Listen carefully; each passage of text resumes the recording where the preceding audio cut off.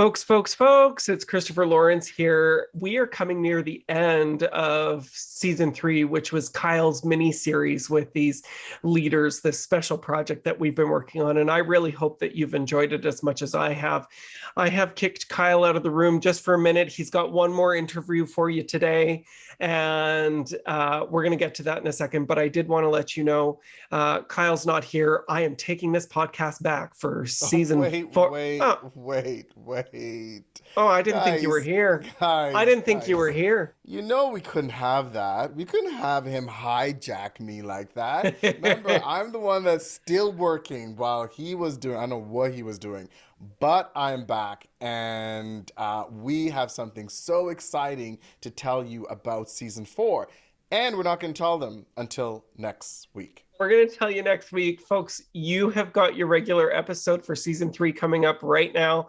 And Kyle, I will just leave them with these words. Kyle, you specifically wouldn't know about good things because you are not a woman of integrity, intelligence, or energy. Thank you very much, folks. Enjoy this episode. And it's about helping the people that I work with to be really the absolute best that they can be.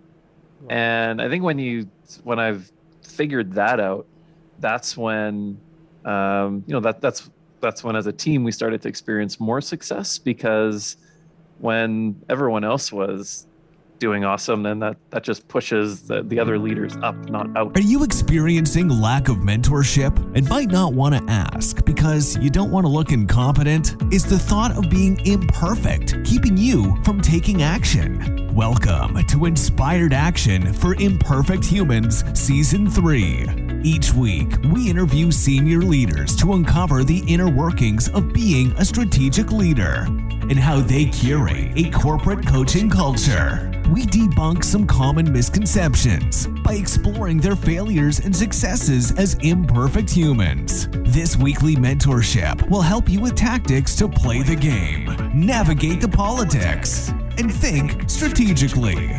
From the heart of Calgary, Canada, here's your host, award-winning coach, Kalloo. Well, hello, welcome to another exciting week, everyone. Thank you so much for joining us today. Now, we've got a treat for you. So before we get him started, let me just do a quick little intro just to tell you how after reading this guy's bio, I thought to myself, I really had options. I really could have done something with my life by the time I hit my age. But anyway, let's get right into it. So Iggy Domagalski was most recently the CEO of the Tundra Process Solutions team here in Western Canadian. It's a Western Canadian distributor of a diverse industrial process equipment company side of it. Now, earlier this year, though, Tundra was purchased by Wajax, a Canadian publicly traded company, and Iggy will become the CEO of Wajax in January of 2022. Like 2021 is already gone. This is crazy to me. Prior to Tundra, Iggy started his career in finance at Investors Group and Richardson GMP in Winnipeg, and later became the president of Western Industrial, an air compressor manufacturer in Vancouver. Iggy is an avid community fundraiser and has served on the boards of the Learning Disability Association, the International Society of Automation, and the Kids Cancer Care Foundation, which I recently saw an event that they just did a couple months ago.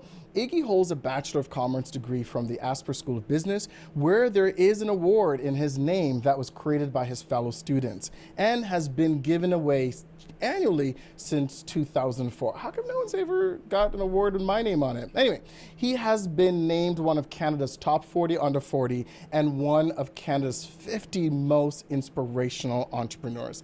Folks, we've got Iggy. Like, this guy probably has no failures, right? But we'll find out. Iggy, welcome to the show. Did I miss anything there?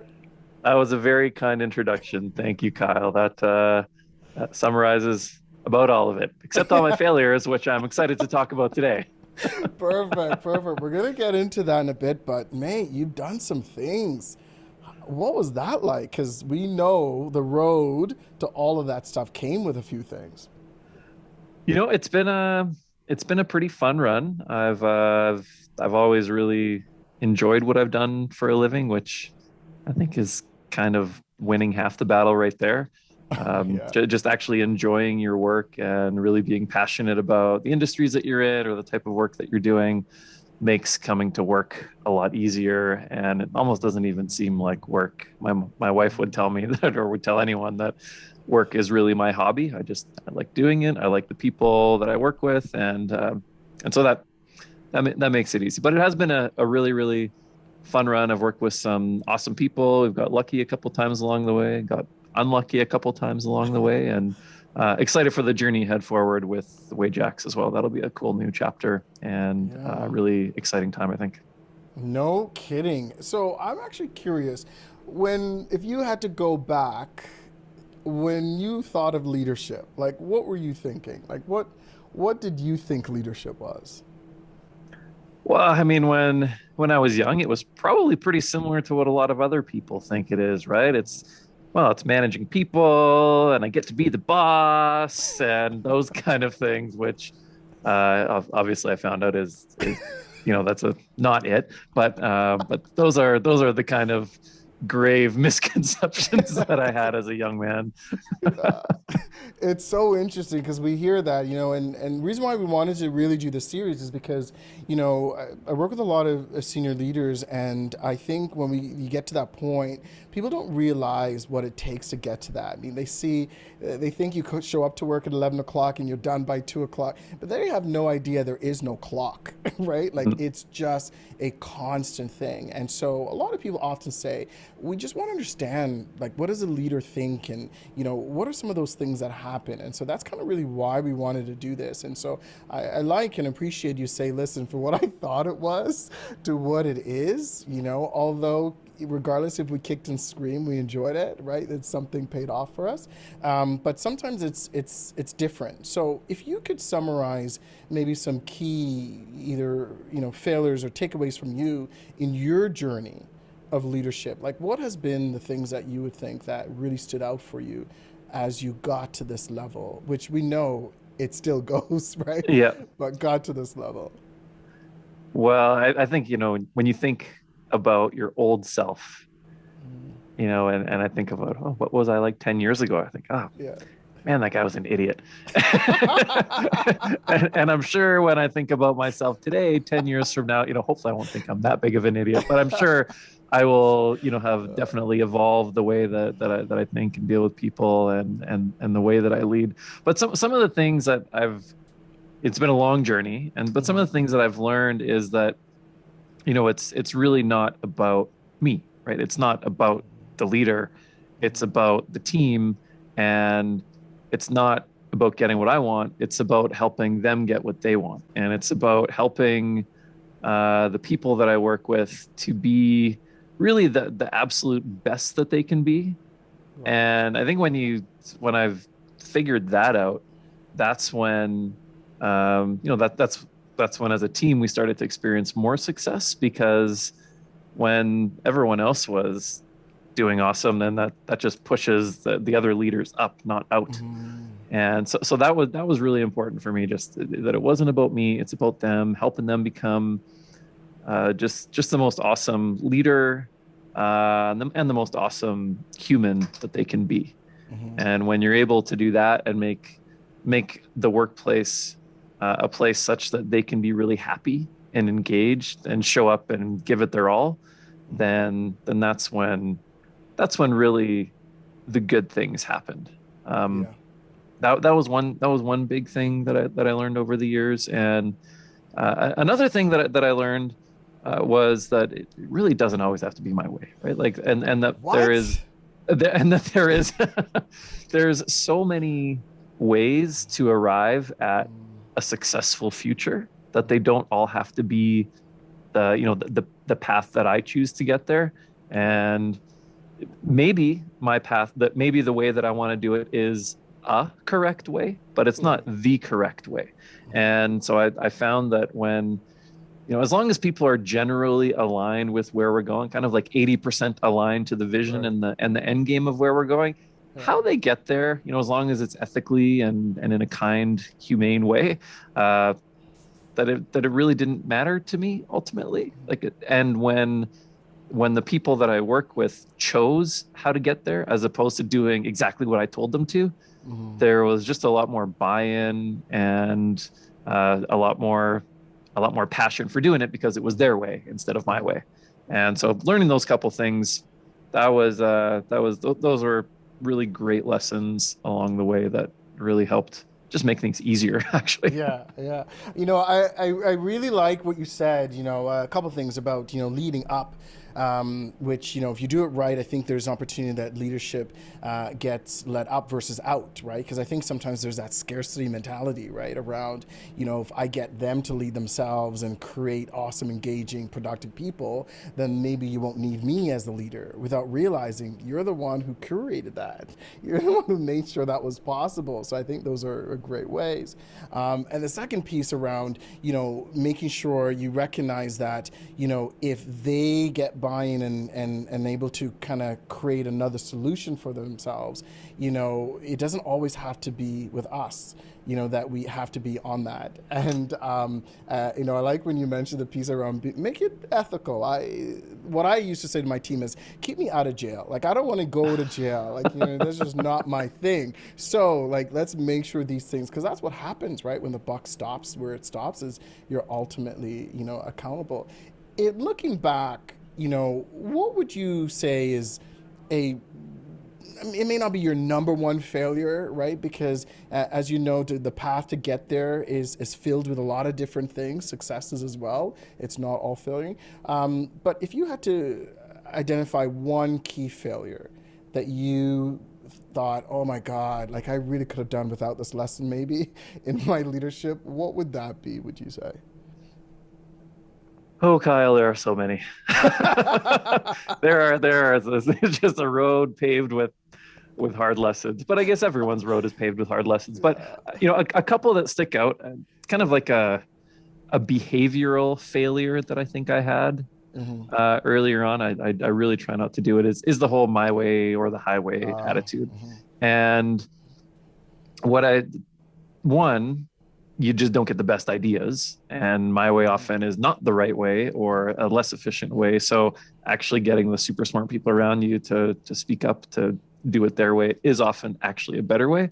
Yeah. But the more important and the more crushing part of that was that you really, if you shut it down hard once, like you kind of slap somebody down and say, no, we're doing it my way. Yeah. Like not only have you killed the opportunity that time to get their great idea, you've kind of killed it forever. Like they're not coming back. Like they're not, unless there's a very, very compelling reason for them to come back with a great idea. They're going to kind of defer back and say, no, you got this. I'm not getting slapped down like that again. Yeah. And I'm not doing that again. So I'm just going to do whatever you tell me to do. And then you have to kind of like crack that back open and go in and rebuild that trust so that those ideas start flowing again. And that's a long process too. So not doing that in the first place would have been better. Rebuilding the trust is the second best, and letting it sit, which, at some points in my career, I probably did.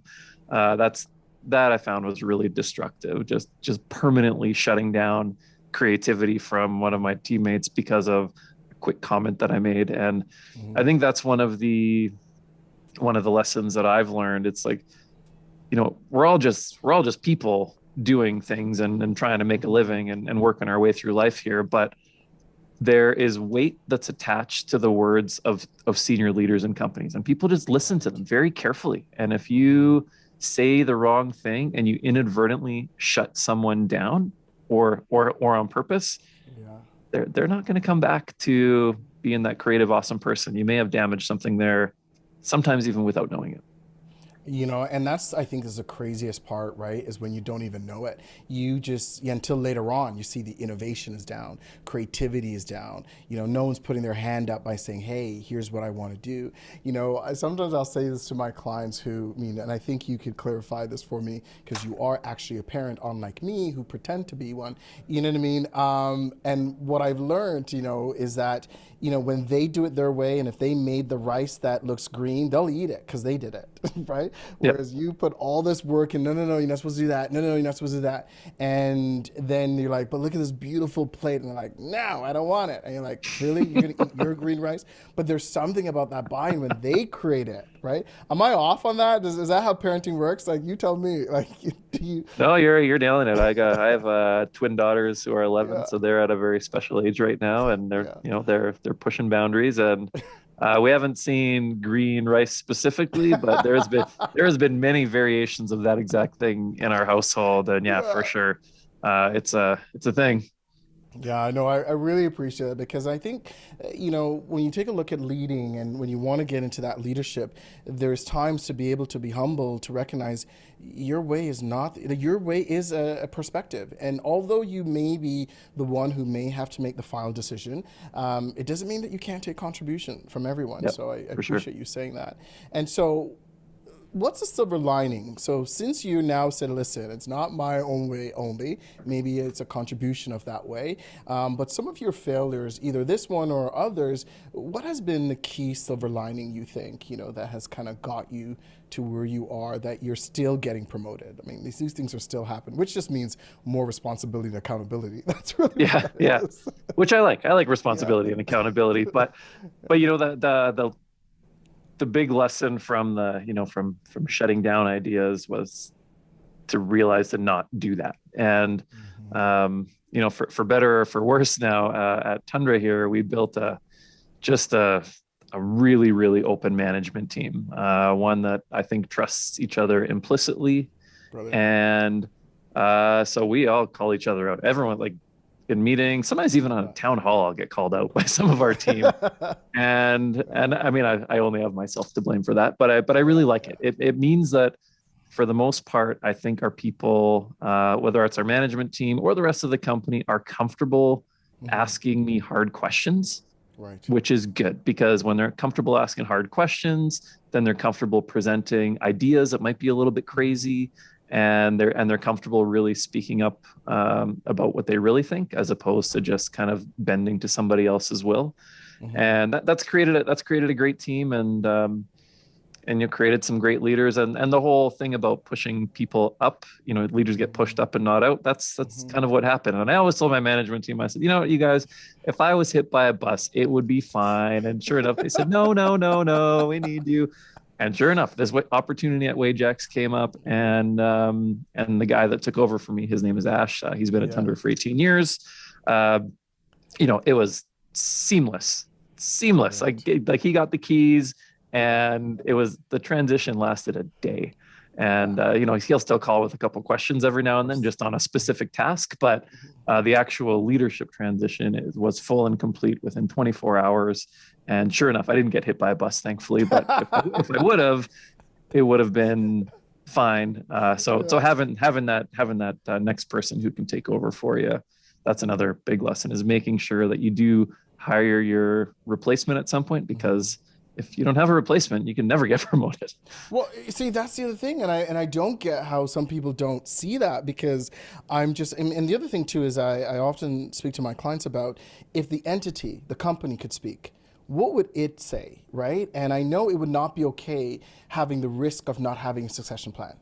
Right? Yep. Because, heaven forbid, we sometimes just say, what if you won the lottery versus hit by the bus? What if you won the lottery and you kind of want to step out and do other things? What does that look like? And I think sometimes this is what's happening in organization, is we're leaving the company at risk, right? By not having qualified people, by not mentoring them, by not training them to be at that level, right?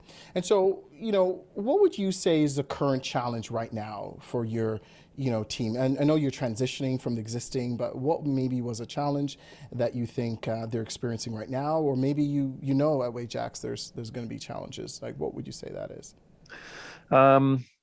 For the team at Tundra, which is not me anymore, but I think I'm still involved with Tundra. Right? Tundra is still part of the Wajax group of companies, and so I'll be involved with Tundra forever. And I'm actually right now I'm sitting in the Tundra office, which is where I will remain. Right. So I'll be close with the people here forever. But in terms of their actual challenge, I think it's just change. They have a few leadership changes that they're figuring out right now, and all of them are good. And so it's not like leadership changes like, hey, we're laying off a third of the company. It's all good stuff. But there's just new people to get used to in new roles, and that's okay. So I think that's their challenge, and also figuring out how to navigate within a larger company. That's a little bit new for some people here, although for the most part, Wajax has really left Tundra alone and will continue to do so. For me personally, it's all brand new to me, right? So all the people that will be kind of directly reporting to me in Wajax are all new to me. The entire company is new to me, so I have to learn everything, and that's just new. And the biggest change, I think, for me personally will be stakeholders. So at Tundra, I had one boss. He was the chairman of our company. That's who I reported to, and that was the stakeholder. And now I have there's a chair of the board who I report to, but a whole board as well. So there's 9 different personalities on there that I need to know. There's a whole group of investors that I've yet to. The manufacturers have a little bit more power, and just because they're larger, so getting to know them and understanding what they want. There's analysts to deal with and banks that have strong relationships. So there's just a lot more stakeholders that I need to manage, which is something I'm looking forward to learning about. But it's for sure that's my next leadership challenge. Yeah, lots of moving pieces on that, and I say to people all the time, everyone has someone they report to. Right? Even at the top of the top, if it's not a board, even a board, you report to the end result, right? Because then it could circle back to the client, the customer side of it. Everyone has someone. So this notion, this misconception that, someone glides as a CEO, right? It's like, oh, we're good. There's no one else. No, there is a group, right, that comes with it. So in closing, what would be one thing I think, if you had an opportunity to tell your younger self before, he became top 40 and 40, top 50, 2004 named award, like what would you tell your younger self if you could go back and say, hey? I think some of those lessons that we talked about earlier is that it doesn't have to be your way, right? And make sure to really make it about your team and about the people around you, and it's not for you, it's for them. And if you do what's right for them, what's right for you will just kind of naturally happen. I think if I would have learned that even sooner, that would have been better. I'm happy that I learned it at all. So I'm fortunate, and I feel fortunate for that. But I think it would be around some of that. And 10 years from now, the answer might be different. I'm sure I'll learn some more lessons over the next decade that I'll wish I would have told myself today about. I love that, Iggy. Thank you so much. I really appreciate it. Some of the things that we really chatted about, that piece that really resonated with me as well is just that whole, managing, that doing effective leadership can be about leading up versus, leading out, right? So there's no need for that type of scarcity. And knowing that it's really about how do you ensure that type of creativity is there, and knowing that, your way is not the only way. We're not saying you shouldn't have a way, but we're saying it's not the only way, because it's really important to have that buy-in when you think about, how you contribute on the team. Because, if people are not buying in, like you alluded to, there may be some opportunities to rebuild trust. Right, which sometimes I think is scary, is when you don't even know it's happening, right? And sometimes I think people gravitate to the squeaky wheel, and you're like, yeah, at least the squeaky wheel is telling you. It's the ones who disengage and is checked out that you have no idea. So absolutely. Did I miss anything in that summary? Anything else that you want to add there? That's perfect, Kyle. Thank you. Brilliant. Iggy, thank you so much for joining. And for those folks who are listening to it for the first time, I hope you got something out of this. If you've not done so already, please share, download, subscribe. Like, if you're not talking to this with your other people or leadership, what the heck are you doing? You need to be able to do that. And for those who may be struggling in their own leadership or looking for some practical solutions, you could always reach out to myself. In the show notes, we'll have Iggy's information in there as well as mine. I'm looking forward to seeing you next week. Take care.